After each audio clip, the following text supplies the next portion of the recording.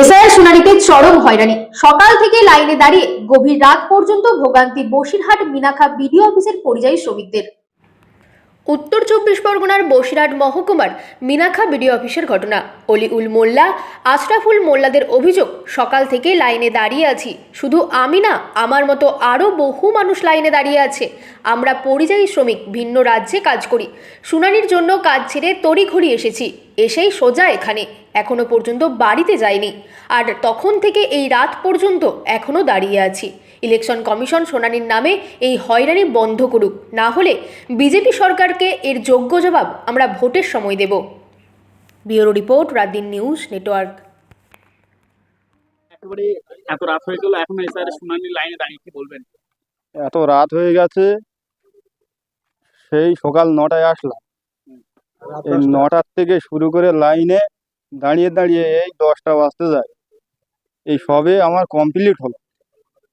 সেই আর দুদিন আগে বার হয়েছি, তামিলনাড়ু থাকতাম, ওখান থেকে আর ছুটে আসতে হলো। ওয়েটিং মেরে এত ভিড়ের মধ্যেও আজ আমাদের এসআইআর করতে হলো।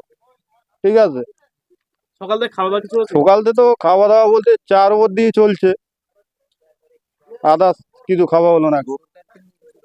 এই যে ডবল ইঞ্জিন সরকার রাজ্যে যা মানসির লাইনে দাঁড়িয়ে আছে, প্রথম নোটবন্দি, এখন এসে আর করে করে মানসির যা কষ্ট দিচ্ছে, এই অপদত্ত সরকারের সামনে বিধানসভার ভোটে আমরা বুঝিয়ে দেব, এর যোগ্য জবাব আমরা দেব। আপনার নাম? আমার নাম আশরাফুল মোল্লা। দিন পরিয়ে রাত হয়ে গেল, এসআইআর শুনানির লাইনে দাঁড়িয়েছেন, কি বলবেন?